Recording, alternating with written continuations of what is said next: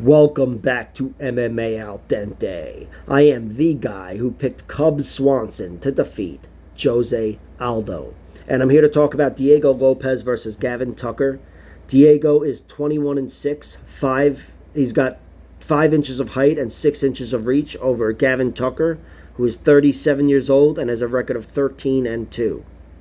And Diego is 28 years old. I should have mentioned that. Diego, he's got 6 losses, 2 via TKO, 4 via decision. I hadn't seen his TKO losses before when I made his video before talking about his fight with Evloev, but here now one of them's been put on YouTube and I was able to see it. He might have even been knocked unconscious, but it was on the ground and it was just a weird finish. He was neutralized on the ground after, again, being very deadly off his back like he is in every fight. But then once they settled in, he was on the ground in the bottom in round 2. It looked like he was like wincing or even crying before he got pounded out, and he might have even got pounded unconscious. So he was fucked up in that fight.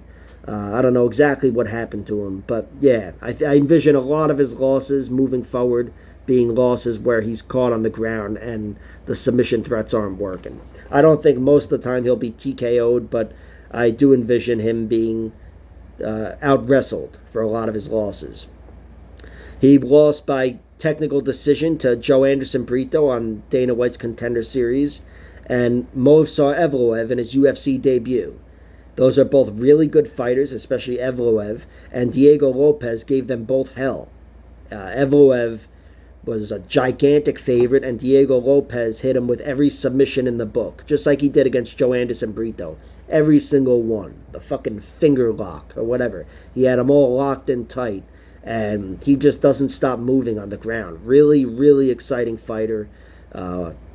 Not crazy about his haircut, but I'll say he's one of my favorite fighters to make his debut in the last year or so, and just had an incredible debut. He is a guy that, I envision being caught on the ground a lot, so it's something he's got to watch out for, especially in this matchup with Gavin Tucker, who's looking to do precisely that. But Diego Lopes, he's so deadly on the ground where that just might not be a great option for most fighters. And on the feet, he's no slouch either. He has a really strong counter right hand. I've seen him get plenty of knockdowns with it. He's got a sharp left hook that he throws at the end of combinations.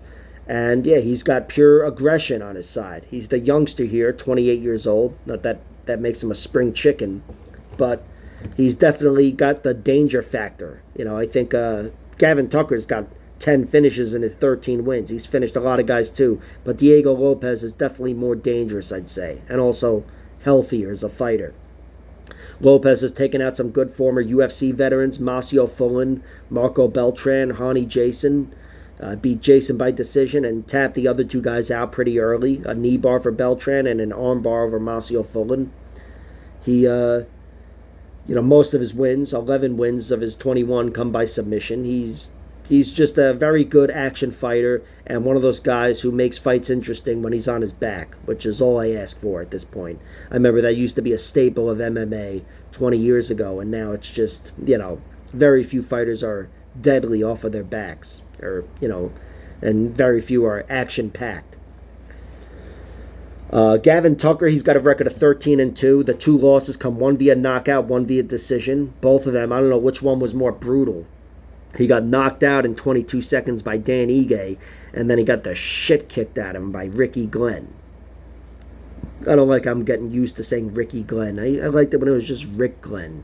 I don't know why the world had to go get itself in a big fucking hurry. But Ricky Glenn, he beat the shit out of Gavin Tucker. Very easily could have finished that fight. And it's one of those things like last week I was breaking down Tony Ferguson. I was talking about the Michael Chandler knockout versus the Gaethje beating. That's pretty much how I look at Gavin Tucker's 2 losses. I don't know which one did more damage.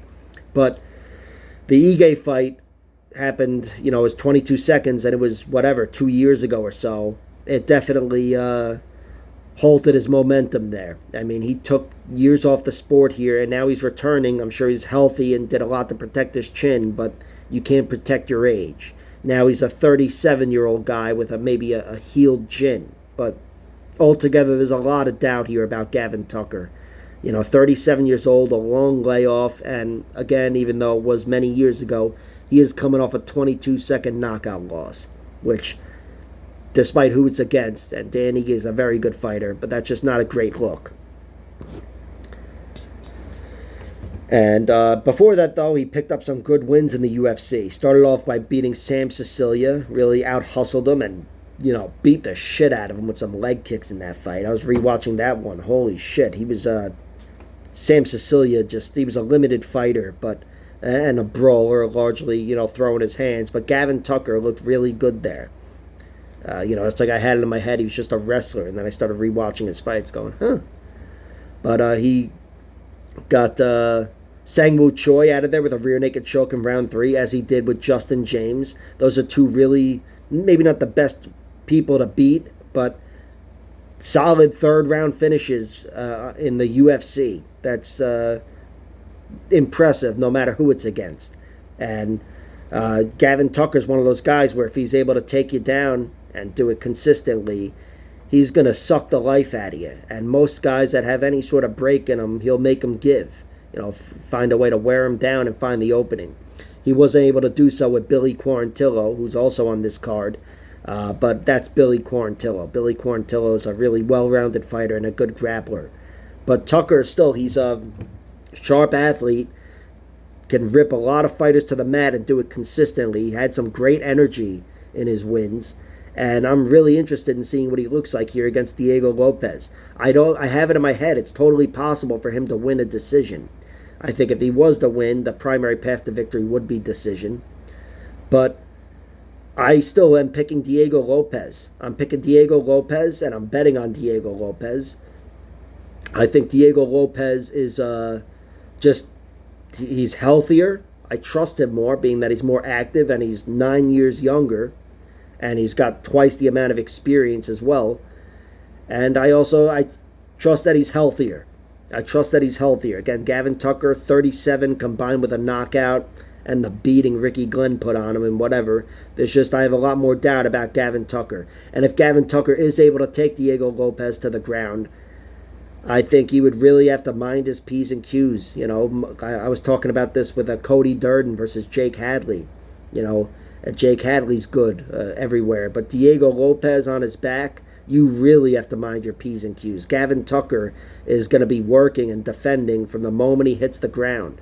So I like Diego Lopes. I think Diego Lopes has more ways to win, because Gavin Tucker's got a weak chin. Diego Lopes has such a good ground game. And as far as scoring points, Tucker would have to win by being on top, whereas Diego Lopes, even though he's 2-4 in decisions, that's only because most guys don't make it the distance when he's winning. He's just that deadly. So I think Diego Lopes has more paths to victory. Wouldn't surprise me if he won any which way, and I'm picking him to win. Like, share, subscribe, all that horse shit, and check out my other videos.